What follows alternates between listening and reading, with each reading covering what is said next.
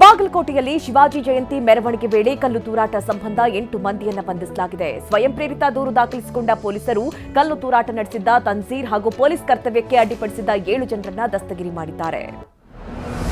ಶಿವಾಜಿ ಜಯಂತಿ ವೇಳೆ ಕಲ್ಲು ಚಪ್ಪಲಿ ತೂರಾಟದಿಂದ ಉದ್ವಿಗ್ನಗೊಂಡಿರುವ ಬಾಗಲಕೋಟೆಯಲ್ಲಿ ಪರಿಸ್ಥಿತಿ ನಿಯಂತ್ರಣದಲ್ಲಿದ್ದರೂ ಬೂದಿ ಮುಚ್ಚಿದ ಕೆಂಡದಂತಿದೆ. ಪಂಕಾ ಮಸೀದಿ ಹಾಗೂ ಕೊತ್ತಲೇಶ್ವರ ದೇವಸ್ಥಾನದ ಸುತ್ತಮುತ್ತ ಬಿಗಿ ಪೊಲೀಸ್ ಬಂದೋಬಸ್ತ್ ಕೈಗೊಳ್ಳಲಾಗಿದೆ. ಬಾಗಲಕೋಟೆಯಲ್ಲಿ ನಡೆದ ಕಲ್ಲು ತೂರಾಟದ ವೇಳೆ ತಳ್ಳು ಗಾಡಿಗಳಿಗೂ ಬೆಂಕಿ ಹಚ್ಚಲಾಗಿದೆ. ಕಿಲ್ಲಾ ಓಣಿಯಲ್ಲಿರುವ ತರಕಾರಿ ಮಾರುಕಟ್ಟೆಯಲ್ಲಿ ನಿಲ್ಲಿಸಲಾಗಿದ್ದ 3 ತಳ್ಳು ಗಾಡಿಗಳಿಗೆ ಕಿಡಿಗೇಡಿಗಳು ಬೆಂಕಿ ಹಚ್ಚಿದ್ದಾರೆ. ಕೂಡಲೇ ಕಾರ್ಯಪ್ರವೃತ್ತರಾದ ಪೊಲೀಸರು ಬೆಂಕಿ ನಂದಿಸಿದ್ದಾರೆ. ಉದ್ವಿಗ್ನಗೊಂಡಿರುವ ಬಾಗಲಕೋಟೆ ನಗರದ 3 ಕಡೆ ನಿಷೇಧಾಜ್ಞೆ ಜಾರಿಗೊಳಿಸಲಾಗಿದೆ. ಫೆಬ್ರವರಿ 24ರವರೆಗೆ ಹಳೆ ಬಾಗಲಕೋಟೆ, ನವನಗರ, ವಿದ್ಯಾಗಿರಿಯಲ್ಲಿ ನಿಷೇಧಾಜ್ಞೆ ಜಾರಿಗೊಳಿಸಿ ಆದೇಶ ಹೊರಡಿಸಲಾಗಿದೆ. ಬಾಗಲಕೋಟೆಯಲ್ಲಿ ಉದ್ವಿಗ್ನಗೊಂಡಿರುವ ಪ್ರದೇಶದಲ್ಲಿ ಪೊಲೀಸ್ ಸರ್ಪಕಾವಲು ಹಾಕಲಾಗಿದೆ.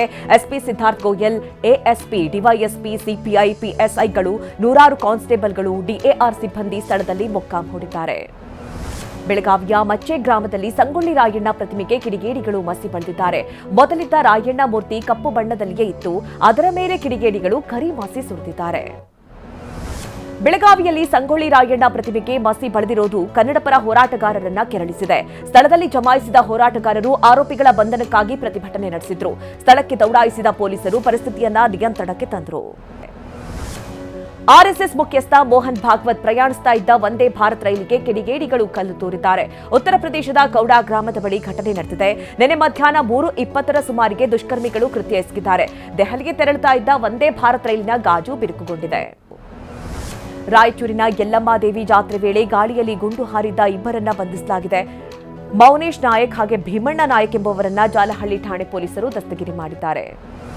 ಬೆಂಗಳೂರಿನಲ್ಲಿ ಸಿಎಸ್ಆರ್ ಫಂಡ್ನಲ್ಲಿ 100 ಕೋಟಿ ಸಹಾಯ ಮಾಡುವುದಾಗಿ ಮಹಿಳೆಯೊಬ್ಬರಿಗೆ ವಂಚಿಸಲಾಗಿದೆ. ಹಣ ರಿಲೀಸ್ ನೆಪದಲ್ಲೂ 35 ಲಕ್ಷ ಪಡೆದು ವಂಚನೆ ಮಾಡಲಾಗಿದೆ. ಹೆಣ್ಣೂರು ಪೊಲೀಸ್ ಠಾಣೆಯಲ್ಲಿ 6 ಮಂದಿ ಮಹಿಳೆ ದೂರು ಕೊಟ್ಟಿದ್ದಾರೆ. ಹುಬ್ಬಳ್ಳಿಯಲ್ಲಿ ಆರೋಗ್ಯ ಇಲಾಖೆ ಮತ್ತು ಮಹಿಳಾ ಮತ್ತು ಮಕ್ಕಳ ಕಲ್ಯಾಣ ಇಲಾಖೆಯ ನಿರ್ಲಕ್ಷ್ಯ ಬಯಲಾಗಿದೆ. ಬಡ ಮಕ್ಕಳ ಔಷಧಿ ರಸ್ತೆ ಮತ್ತು ಕಸದ ಪಾಲಾಗಿದೆ. ಕಸದಲ್ಲಿ ಸಿರಪ್ ಬಾಕ್ಸ್ಗಳು ಪತ್ತೆಯಾಗಿವೆ. ಕಿಡಿಗೇಡಿಗಳ ಕೃತ್ಯಕ್ಕೆ 15 ಎಕರೆ ಕಡಲೆ ರಾಶಿ ಸುಟ್ಟು ಭಸ್ಮವಾಗಿದೆ. ಕೊಪ್ಪಳ ಜಿಲ್ಲೆ ಯಲಬುರ್ಗಾ ತಾಲೂಕಿನ ಕರಮಡಿ ಗ್ರಾಮ ಇಂತಹ ಕೃತ್ಯ ನಡೆದಿದೆ. ಬಸವರಾಜ್ ಶಿವಾನಂದ ಅವರ ಕಡಲೆ ರಾಶಿ ಸುಟ್ಟು ಭಸ್ಮವಾಗಿದ್ದು ಸುಮಾರು 6 ಲಕ್ಷ ರೂಪಾಯಿ ನಷ್ಟ ಸಂಭವಿಸಿದೆ. ಬೇಸಿಗೆ ಆರಂಭಕ್ಕೂ ಮುನ್ನವೇ ಮಂತ್ರಾಲಯದಲ್ಲೂ ನೀರಿನ ಸಮಸ್ಯೆ ಎದುರಾಗಿದೆ. ಪುಣ್ಯ ಸ್ನಾನ ಮಾಡಲು ರಾಯರ ಭಕ್ತರು ಪರದಾಡ್ತಾ ಇದ್ದಾರೆ.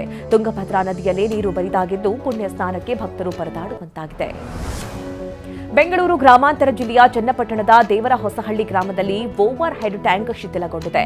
ಟ್ಯಾಂಕ್ ಪಕ್ಕದಲ್ಲೇ ಸರ್ಕಾರಿ ಶಾಲೆ ಇದ್ದು ವಿದ್ಯಾರ್ಥಿಗಳು ಜೀವ ಭಯದಲ್ಲೇ ಓಡಾಡಬೇಕಾಗಿದೆ. ಶಿವಮೊಗ್ಗ ನಗರದಲ್ಲಿ ಕಿಲ್ಲರ್ ಹಂಪ್ಸ್ಗಳ ಅವಾಂತರದ ಬಗ್ಗೆ ಟಿವಿ9 ವರದಿಯಿಂದ ಮಹಾನಗರ ಪಾಲಿಕೆ ಎಚ್ಚೆತ್ತುಕೊಂಡಿದೆ. ನಗರದಲ್ಲಿ 22 ಕಿಲ್ಲರ್ ಹಂಪ್ಸ್ ತೆರವುಗೊಳಿಸಲಾಗಿದೆ. ಸಂಜೆಯೊಳಗೆ ಅವೈಜ್ಞಾನಿಕ ಹಂಪ್ಸ್ಗಳನ್ನು ತೆರವುಗೊಳಿಸಲಾಗುವುದು ಅಂತ ಪಾಲಿಕೆ ಆಯುಕ್ತ ಮಾಯಣ್ಣಗೌಡ ತಿಳಿಸಿದ್ದಾರೆ.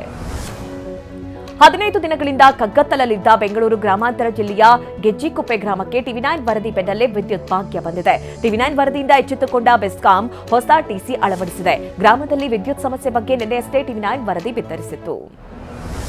ಕಾಫಿನಾಡು ಚಿಕ್ಕಮಗಳೂರಲ್ಲಿ ಕಾಡಾನೆ ಭೀತಿ ಮುಂದುವರೆದಿದೆ. ಹುಣಸೇಹಳ್ಳಿ, ಕಣತಿ, ಐದಳ್ಳಿ ಸೇರಿದಂತೆ ಸುತ್ತಮುತ್ತಲೂ ಕಾಡಾನೆ ಸಂಚರಿಸ್ತಾ ಇದೆ. ಇದರಿಂದಾಗಿ ಮಲೆನಾಡಿಗರಲ್ಲಿ ಆತಂಕ ಹೆಚ್ಚಾಗಿದೆ.